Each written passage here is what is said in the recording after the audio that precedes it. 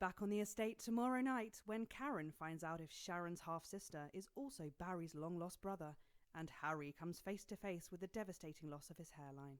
That's The Estate tomorrow at 8:30. But before we go live to Eamon and the gang, there's just time to look forward to what's coming up later tonight on Channel 1.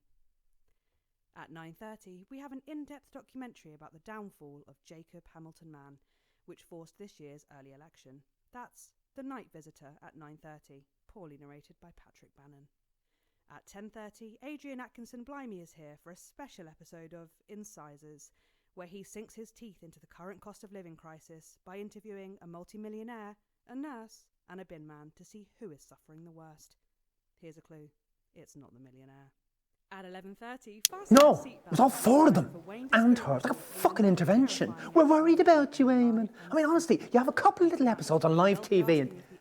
What's that? Really? 5 of them? Jesus, that is a lot. Yeah, anyway, where does she get off judging me? You know, she goes out, gets drunk every night, brings a different fella home. She doesn't even ask their names, and I'm unstable. Do you know what they sing about her around town? Aoife's worth a punt with her flappy little... Yep, standing by. Good evening, I'm Eamon Titley. Tonight, behind me is a true TV legend, now running for Prime Minister, everyone's handiest man, Peter Clement. Now, Peter thinks he's here tonight to film a special reunion episode of Just the Job, but as always, viewers, you know better. 10 seconds. Places. It's time. Let's start the show. In 5, 4, 3, 4, 3...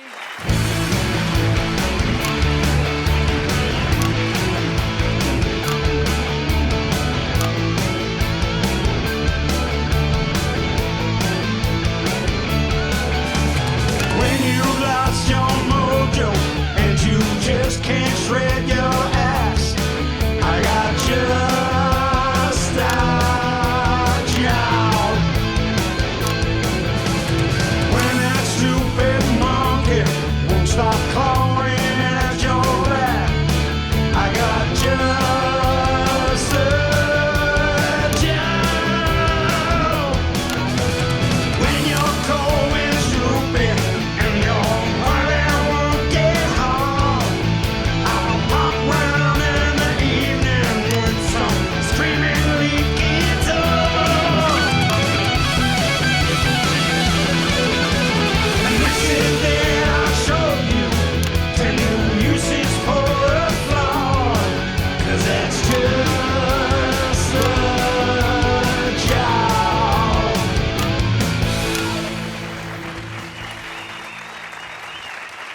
Thank you, girls. Cracking stuff. Good evening, friends. And yes, it's true, I can hardly really believe it myself, but we are back for this special one-off reunion episode of Just the Job. And to be clear, it's the show that you remember with me good old sidekick, little Jimmy Chisel, some top tips on how to improve your DIY, and of course some special surprise guests from Just the Job's illustrious past. And I know what you're all thinking, oh, there's an election coming up. But there'll be no politics tonight, not on this show, and that is a Peter Clement promise. So let's get tonight's show kicked off with a slightly askance look at the mighty Bevel, because you Hold will it be right there, please. Oh, come on. Oh, my God, it's you. Yeah, it certainly is me. You naughty, naughty little fuckers. Sorry. Peter. Hey, Frank, did you know about this? Ah, look at that face. Gosh, you fucking did. You cheeky fuckers. Peter, you thought you were here tonight to film a special reunion episode of Just the Job. I can't believe this. I can't. But tonight, Peter Clement, these are the bits of your life. Let's get you to the studio. I'm gonna fucking have you, fuckers. I can't bloody do those bloody dance to do about all the way along. For you. They're all fine. This way, Peter. Mind your step there I now. don't bloody know. I can't believe it. Honestly, I'm a huge fan of you. I'm back. I'm worried since. Deja vu, mate. Yeah. Oh, now I'm getting deja vu about talking about deja vu. Double deja. Is that a thing? I don't know, is it? I think so. I think I had it back then. And now? No, I've never had this conversation before. I doubt anyone has. It does seem on. Oops, gotta go. Eamon's here. Have a good show. Double deja. Trademarking that. I've just looked it up. Have you voted? So, Eamon, how long have you been planning this? Eamon, how long have you been planning? Eamon?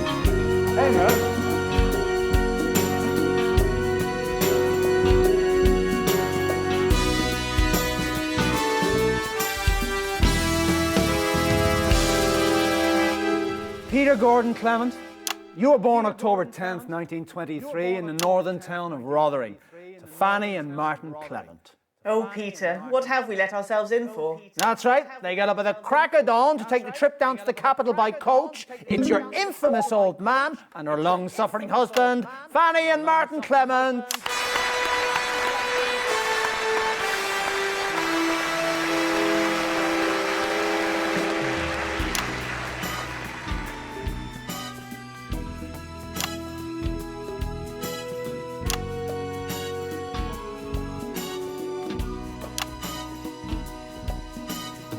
Who are you? I'm Julia Salisbury. You Peter's mother? No. Let's see.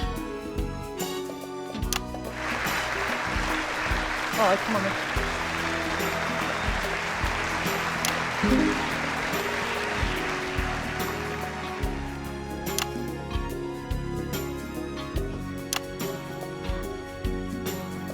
They brought me on early.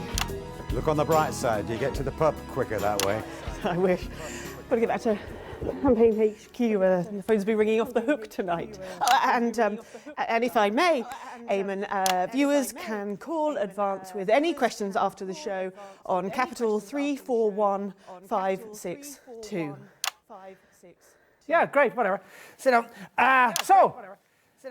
What was life like for young Peter growing up in the Clement house? Well, obviously I wasn't there, but I'd imagine that there were a lot of similarities between the child Peter Clement and the man sat before you tonight, Eamon. Just like the adult Peter, I'd imagine that the 5-year-old version was headstrong, charming, and a lot more coherent before 8 p.m. Not entirely sure what this path is supposed to be about. Actually, that's rather good. Who are you? I'm Julia Salisbury. Peter and I are running for Prime Minister. Oh, that explains it. Yeah, I think I've seen your face on a bus stop. Plausible. Julia Blueberry, everybody! Very well for the election. Oh, don't worry about it. You wouldn't recognise any of the other candidates either. He only reads articles about himself.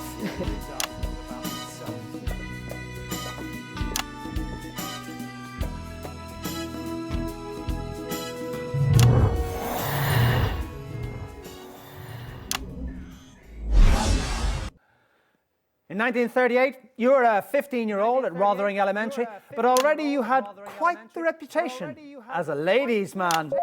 Who's this, Peter? Who's running this show? Oh, Christ. Dorothy Hammerman.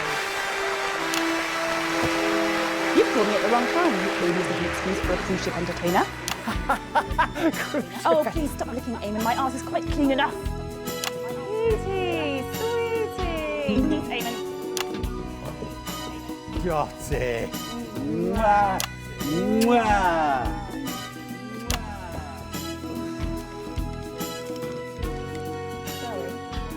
Here's one finger for the north, and 2 fingers to the south, and we can all apologise tomorrow. Yeah, there's a drink. Please, I'm having a very difficult day. I wish I'd never bought that mobile phone. Ah, they'll never catch on. Who wants the phone going off when you're having a quiet pint? Yes, that's what they said about television too. So, Dorothy, let me ask you, what do you think we could see in Peter way back then that could have predicted his path to household name and now aspiring Prime Minister? Eamon? Yes, Mrs. Hammerman. Well, that question is clearly not meant for me, is it? Well, Think about it, Eamon. When Peter was a child in Rotherham, what was I? also a child? I wasn't even a fucking fetus, you idiot. Yes, of course, yes. So yes. why did you ask me that question? I have to stick to the script. Pardon? I have to stick to the script. My therapist... You're what? Doesn't matter. Oh, just grow a bloody spine, man. You're lucky you don't work at 3. I would send you to a fucking boot camp. Dorothy Hammerman, everyone! Purple jacket. I don't suppose you feel like taking me with you, do you? Darling, you interviewed the Archbishop of Pendleshire after 12 pints and more than a few whiskey chasers. You know my rule, sweetie. Just keep taking the medicine. Until either it starts to help. Or you no longer need it. Hey, Eric. Don't think I didn't see you there. Oh, shit. Well, before we bring our next guest on, let's look at a classic clip from Just the Job. It's on that monitor there. Peter, if you'd like to watch. Favourite memory? Gosh. And that's about 2 minutes. Right, I'm going to have a look at that monitor. I've no idea what clip you're going to play. It was the height of our second run. By this time, we knew each other way too well. Anyway, we got towards the end of the show. Well, that's about all we've got time for today, ladies and gentlemen. And we want to say a big thanks to Everything all of our okay? guests. I remember this one, LJ sulked for a week. Good choice, Eric. Not my choice, if I'm honest. Can we reset, please? And of course you, our wonderful viewing audience, without whom we would just be two men aging disgracefully. That's really kind of you. Right, I'm not going to argue with you, Eric, but we are definitely fucked here. It's just a question of how badly fucked are we? I mean, are we talking tickling us with the tip or crushing prostates? You should have been a poet. By the time Hammerman's finished with us, we won't be able to hold a pen. I don't think she was actually angry with us. Apparently she got a phone call in the first slot, and we're just collateral damage. I can't work as a poet, Eric. 10 seconds, everybody. Don't know any rhymes. Of course, it wasn't that Okay, fun in the end. going in 5, Cake had nuts. 4, 3. Pretty badly allergic, so... Fantastic memories there from one of the nation's most beloved TV shows. Now, Just the Job had 2 successful runs, of course, from 58 to 64 and again from 1972 to 1976. And Peter, across many of those shows, there was always one man by your side. 2-0. And that's not him. Can I not just do my own line? No, it's too late. What's your name, darling? Chelsea Bonds. Yes. Oh, that's your actual name. Okay. Chelsea Bonds, everybody! Oh no, I forgot my jiggy bit. Oh, I'm coming. Wait up, wait for me, I'm coming.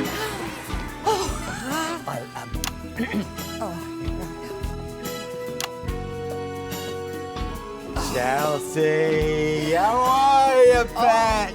Peaty love. Oh, you've not aged a jot. Try telling that to me, bladder. You take a seat there now. Well, Chelsea, you're certainly in a position to give us a unique insight into this bit of Peter's life. To be honest, love, I'm not. But as I'm here and I'm on telly, I'll give it a go. Fire away. Right, what are the differences, would you say, between the on-screen and off-screen versions of Peter Clement? Oh, well, I'd like to think that the off-screen version is a lot more sober. You'd be surprised, love. Everybody likes a drink in this game, or worse. But I've never got mixed up in drugs. And as my old man used to say, what looks like chocolate often turns out to be sculpted shite. Yes, we've got a little bit of archive footage here which shows us exactly what you're talking about there. Let's have a look at that. Okay, LJ, let's take a look at one of our viewers' letters. Right you are, boss. This first one's from... This can't be right. Give me that. This letter is from... Oh. See? This letter is from Dick Cockley. Dick Cockley? Who comes from... Oh, fuck off. Let me. Dick Cockley from Little Muff on the Green. He says, it's not a real place, is it? Fuck those. I know we shouldn't have had those chasers, though. He says, don't look at me, you'll set me off. He says that? No, shut up. He says, dear Peter, I'm having terrible trouble with my knob. It's so small I can't even use it. I think he's talking about a doorknob, ladies and gents. I wouldn't be so sure. Listen to this. Oh, God. I've tried to get a bigger one, but all the shops have run out of big knobs. All they've got left is tiny little knobs even smaller than mine. Poor bastard. Yeah, I'm too pissed for this. Bloody lightweight. The other day, I needed to get into the bathroom in a hurry, but I couldn't get a grip on the tiny knob. I got so angry that I kicked the knob with all my might and it went straight through the wood. So now my knob is stuck inside the door. You don't need our help, mate. You need a doctor. I don't have a big enough tool to get it out. Can Just the Job please send one of your fellas over with one of their big tools to try and fish out my little knob? For Christ's sake, did you write this, Frank? It's real. It's real. Oh, Christ. I'm so sorry, Dick. Dick Cockley. Just get to the end. Okay, I'm nearly there. Otherwise, Peter, I'm afraid my knob might be lost forever.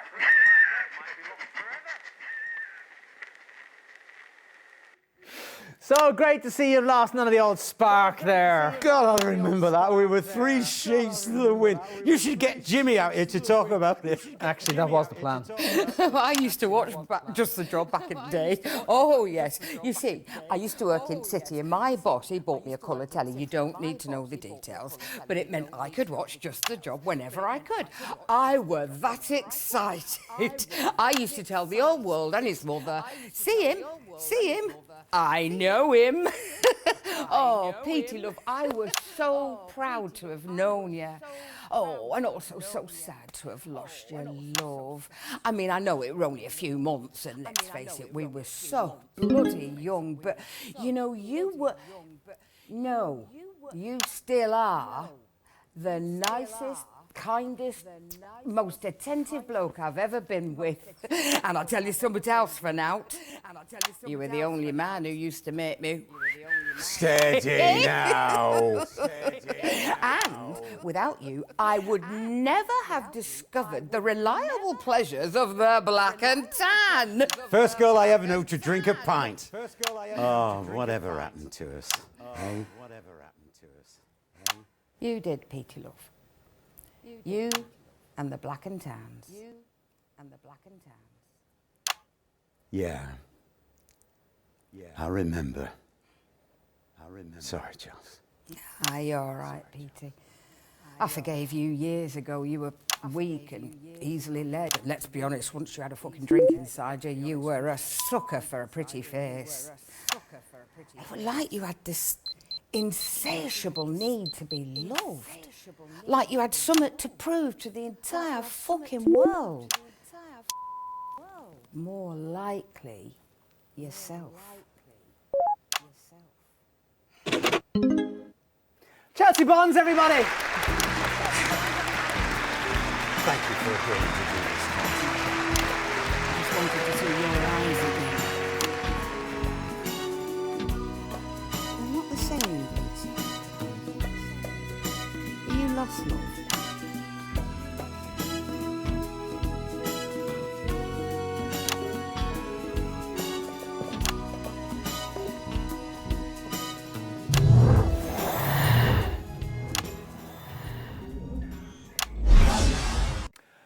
In 1941, long before Just the Job ever aired, you, like so many men of your generation, were conscripted into the army to go and fight on the continent, and it was on those very battlefields that the strangest of friendships was born.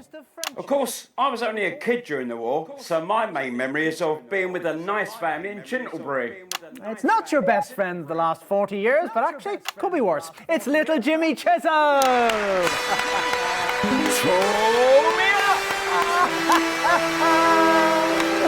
Right, yeah, let's go.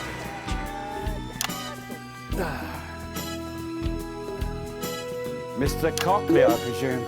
You can call me Dick. Come here! Yeah, take a seat there. So, tell us, what's it like to be friends with Peter Clement? You know, Eamon, I was sitting back there watching all the footage on the monitors and I was thinking, well, despite all the injuries from his constant drunken pranks, yeah, it was still one of the best bits of my life. Yeah, we never really were friends, though, were we, LJ? Oh, I'll go by Jim now, mate. Right you are. You see, Jim here can hold his drink. There's nothing lightweight about him. We put whiskey in his coffee, vodka in his squash. Just seemed to give the show a bit more of an edge of unpredictability. Oh, and kept the Red Cross on their toes too from time to time. God, we're awful to you, man. A lesser man would have walked out. And maybe a less desperate one. Yeah. Well, I know it might seem backward, but we used to drink to ease the repetitive boredom of the same old success. And you know, Eamon, as my old man used to say, you can even get tired of Quim. If it's the only dish on the menu. Little Jimmy Chessel, everybody. Sorry about that, mate.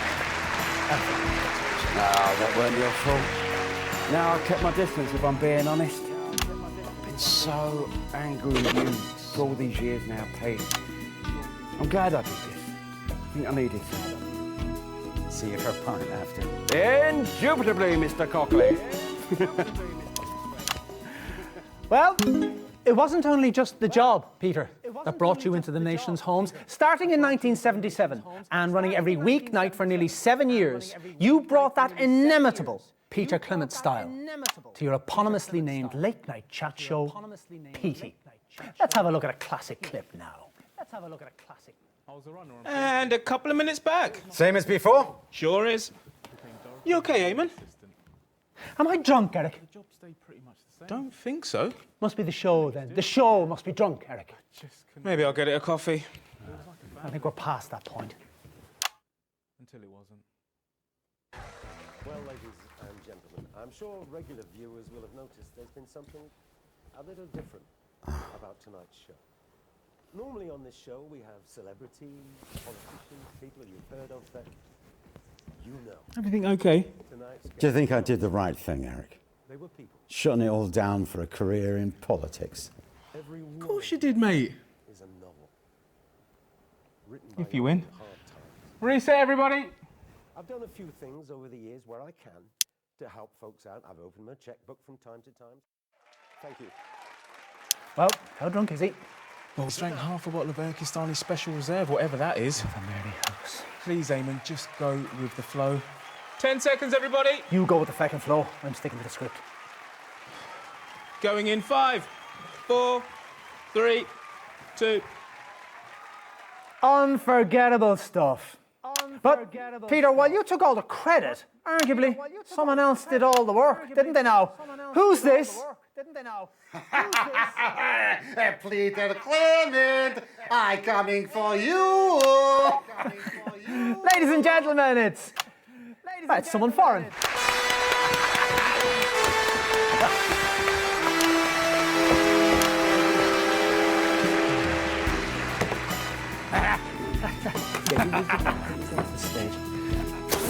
Oh no! Now we have to finish it. Drink. In glorious Turkestan, people fight to death for a single shot of this. It's very popular television program. Tonight, you swig from bottle. And he's having a drink. Yes. Yes! The ratio ass jumped and cried. That is 60%. Right, what happened here? Yeah, sorry, Eamon. Oh yeah, he spit on chair like a village prostitute at annual feast of Bukkake. Right, fine, we'll do the interview standing up. Eric, could you? Already on it. Oh, yes, we stand for interview. And then we drink like we march to certain death tomorrow. Like in war, yes? Try again. Only this time like you have balls of bull and not penis of flea. He's having a drink. Now you fit to execute dissidents? Amen! No, thank you. Drink, Spangly Man. No, you see, I have a very low tolerance to that sort of thing.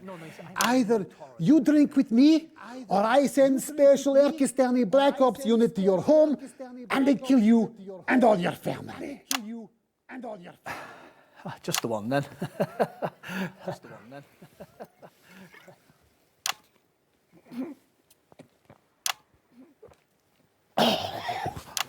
For glorious Turkestan! Have we killed him? No? Right, well, let's get this sorted out. Eric, is Jim still here? They're all still here waiting for the finale. Get him out, then. Thank you, ladies and gentlemen, and sorry for the unforeseen circumstances. Stick with us, and we will get this back on track. It's like man who tried to set fire to a house for insurance and end up burning down whole village. Not helping, mate. Not trying to. What do you need? These are his cue cards. You are host. Right, you are, PC. Thanks, El. Thank you, Jim. And that's thanks to Dorothy. No, that's not right. It's thanks to Ivan Bonovich. Come on, Ivan, this way, mate. Yes, maybe I'll lie down in the window. Good idea.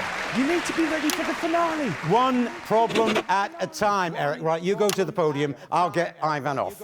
Come on, mate, go on for the song. Oh, yes, right. Yes, we sing of the old times in the forest and the future of glorious Erkistan. Yes, land of my fathers, land where man is man. Onward to slaughter for glorious Erkistan, where the penis ears are large, and we think of the glory as our two mess and tails. Oh, I'll be sick now.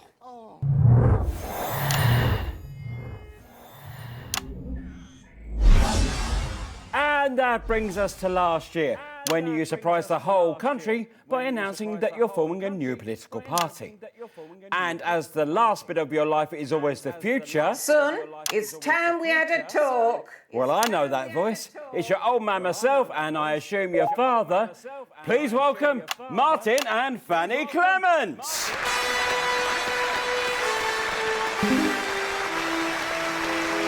It's just me, love. Martin's asleep in that holding area.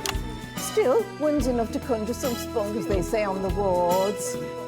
Jim Petal, nice to see you. And you too, Mrs. Clement. Oh, call me Fanny, love. We're way past formality. After all, as they say in the Navy, no point in brushing your teeth when you've already swallowed me muck. This way, pet. Yeah, I'll put that in for you. Hello. Sorry about your pa. He's had one too many and I didn't see any point in waking him up. No, right, Mum. I think you were due in a little bit earlier. We have been waiting a while, pet, yes. Now, love, this isn't easy, but there's something I want to talk about. Oh, what's that then? We need to talk about your drinking. Right, now I know what to call this path. Right, pet. Look at the state of things. Everybody drinks in show business, ma'am. They love it when I'm drunk. I'm not hurting anyone. Okay. I didn't want to do this, but as they say in prison, if they won't open their mouths, you'll just have to use the shunt. You there, come here. You there, come here. Could you get everyone out here, Pet? Yes, we planned that for the song after the debate. Well, can you bring them out now instead? Yes, OK. And while we wait, perhaps you could tell us a story from from Peter's childhood. OK. Right. Well, this is a story from a long time ago. Probably even before Petey can remember. You were 4, maybe 5 years old. And you were playing out in the back garden. His dad were on the prowl. You were always on the prowl. Yes, but this isn't about him. This is about you. Anyway, you hadn't been out there long when all of a sudden you came rushing in, all covered in blood. And you were holding something in your hands. It were a bird, a pigeon. You said you'd seen it all roughed up by a neighbour's cat, and you were holding it out to me like I was some sort of vet. So we got a shoebox, and you made a bed for it out of leaves and grass from garden. Why don't I remember this? And you refused to go to school. You just spent the days tending your bird, feeding it with your fingers, talking to it. You even sang to it once, if I remember rightly. But in spite of all you did, on the 4th morning you woke up and bird were dead. You were inconsolable, Pet. No matter what I did, you would not stop crying for weeks. Something about it weren't sitting right. You were feeling guilty, but it weren't your fault. Eventually you cracked and told me the truth. There weren't no cat. You'd been angry with your dad and you'd kicked your football, meaning to smash a window, and you'd hit the bird. It weren't your fault, but well... Oh, God, I remember. There were feathers everywhere. So we held a little ceremony and we buried it in the back garden. And you gave a little speech. You said you would never hurt anything ever again. You would always help. You said that were a Peter Clement promise. First time you'd used that phrase. And you meant it, Pet, became your life. Never hurt, always help. But I'm looking at these people here, these bits of your life, people you've hurt.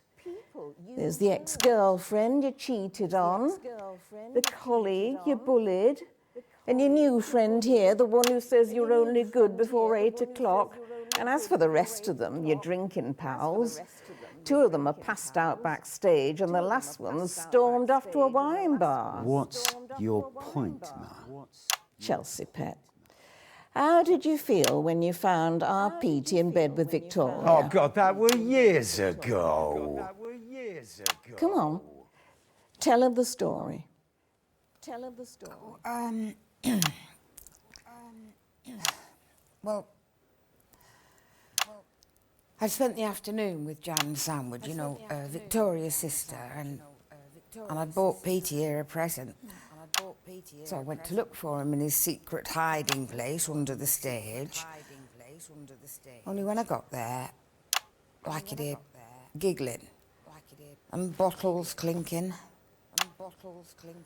Don't know why I kept on walking. I knew what were going on.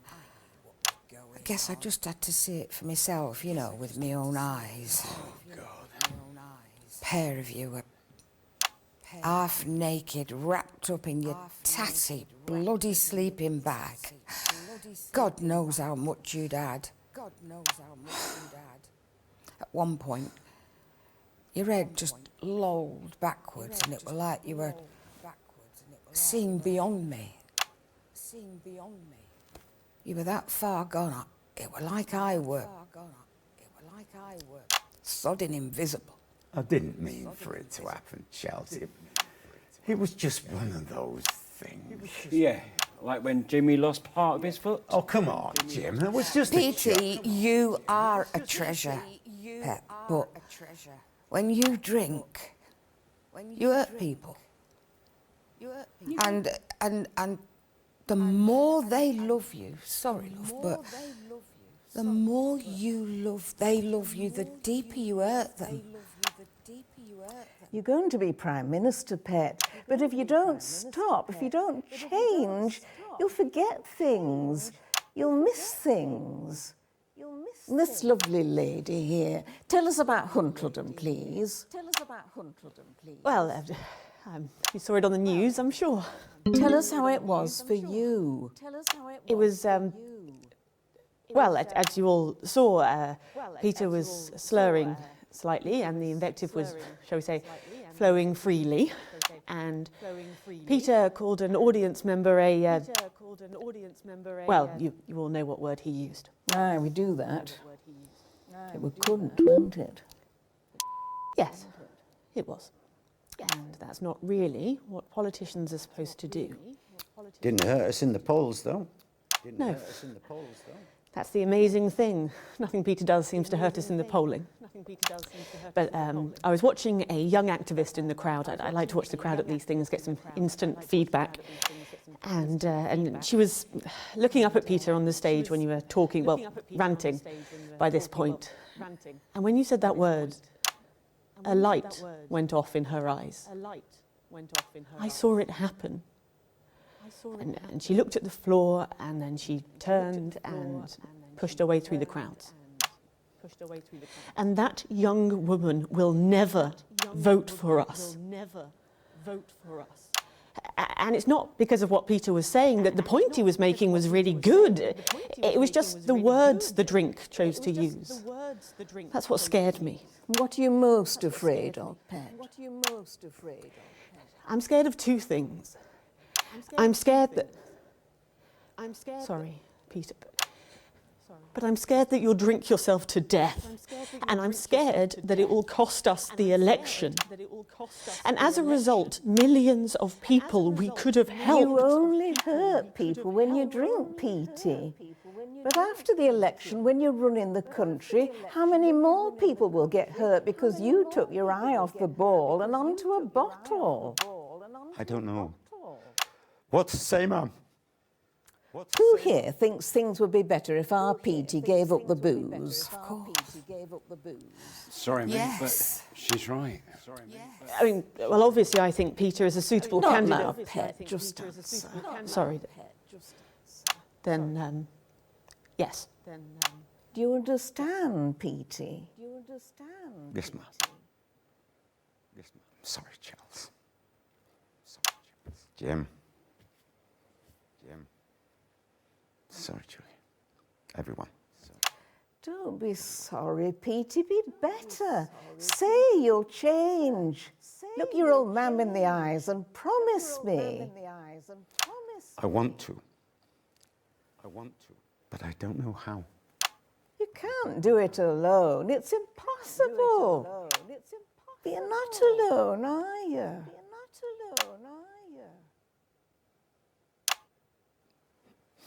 No, Mom.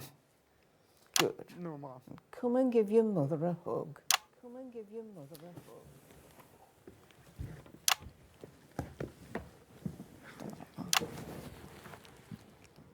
When you're feeling sleepy, that you just keep crying out, Ma's got just the job. When it's overwhelming and there's nobody about, Ma's got just the job. Troubles come like sunsets every single day. Brave men stand and fight with them. Cowards run away. But if you've made things better, when your time has come to stay, then that's just the job.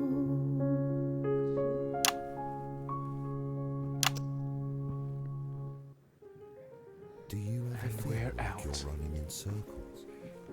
Do you feel like every month costs more? You're not alone.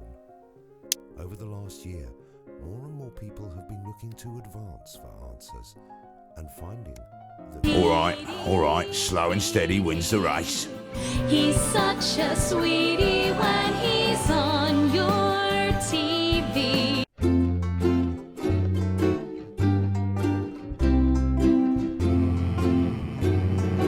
One, two, three, four. I've been living in a Dave New world with my hair all curly and a bird called Shirley. Yeah, mate, I've been living in a Dave New world ever since I got my own DLC.